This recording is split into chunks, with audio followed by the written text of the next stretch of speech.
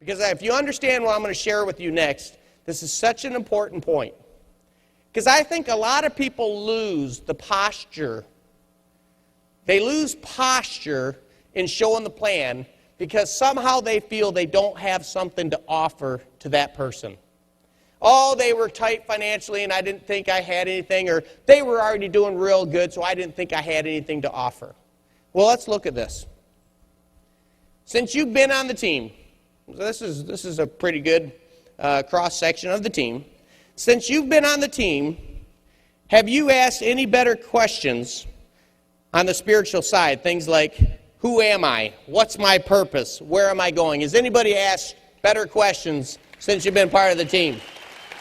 So, would we say, now again, the team's not a church. I mean, all this is create questions and get you thinking, get you reading, and go find a good church somewhere. But would you say that that would be a yes? Would be comfortable doing that? Okay, so here we've already got one. We're tied with the others.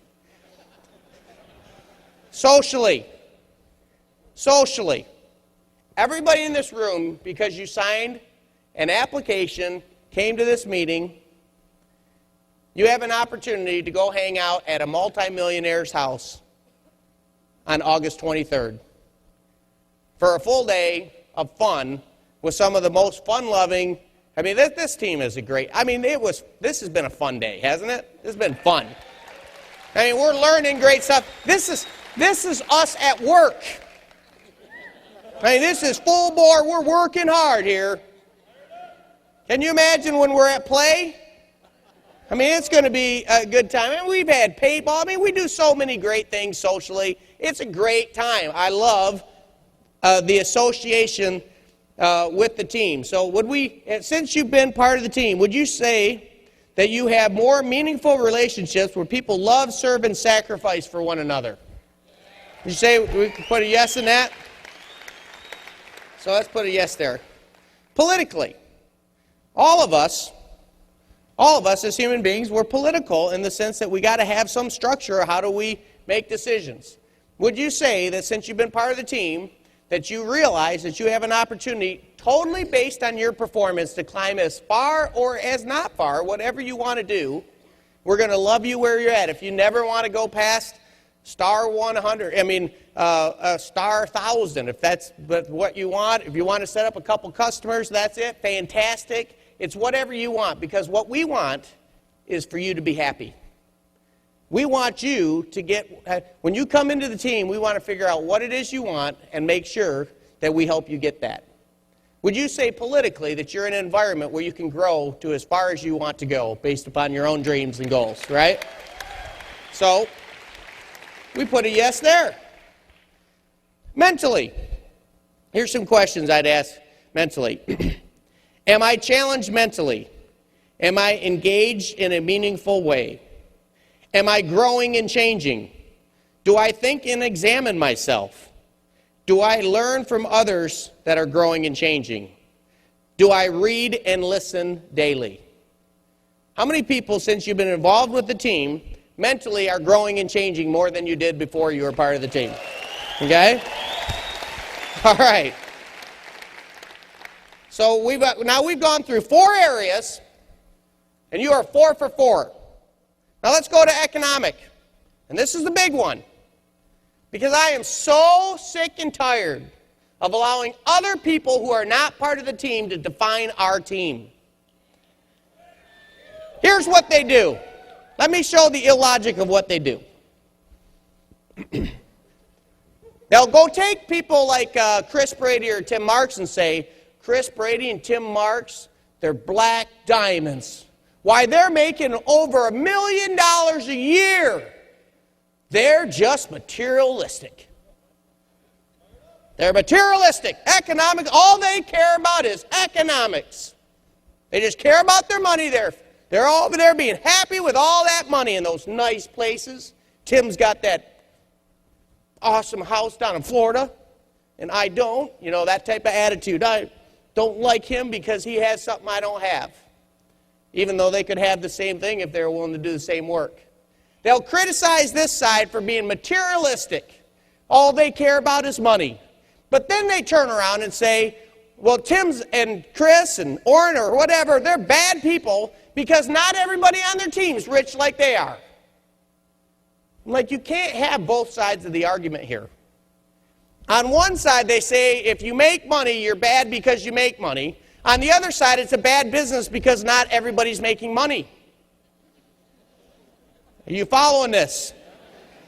If money's not a big deal, why are you saying it's a bad business if not everybody's making money? We must be real holy because we're doing a good job of keeping everybody down.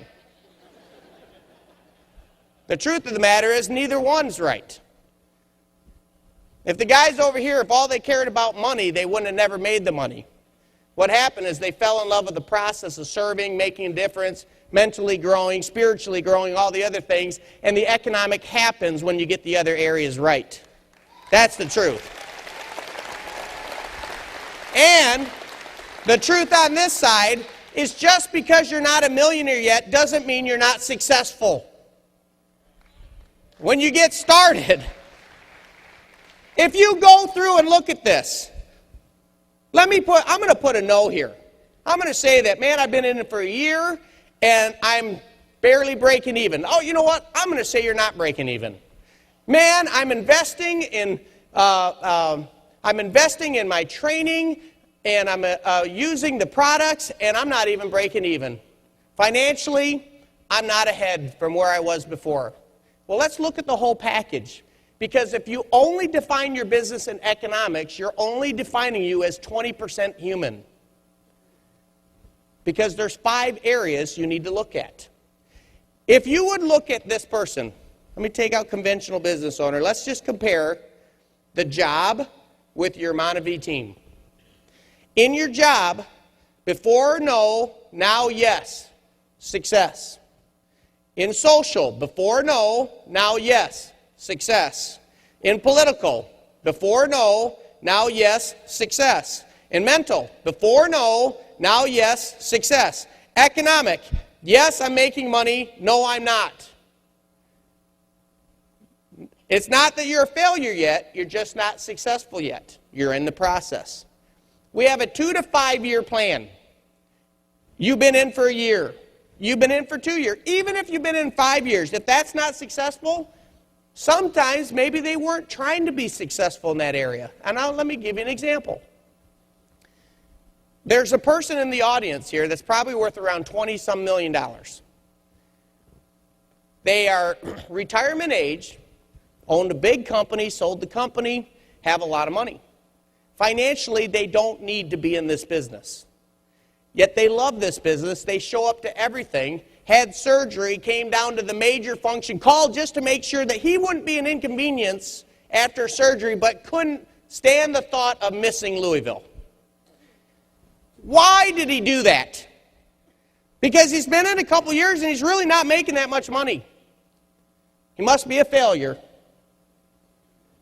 Or, when you look at the human being as an overall, he's gone from in the one area where he had a lot of success, but maybe not the yeses that he wanted in other areas, to where he was 20% successful over here, very successful financially, to where he's 80% successful over here, and the financial's not over yet unless you quit.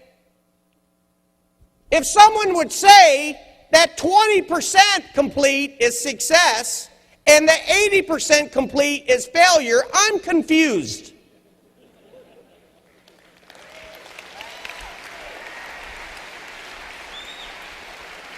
The fact of the matter is that everybody that you ever showed the plan to, if they listened to one CD, you made an impact.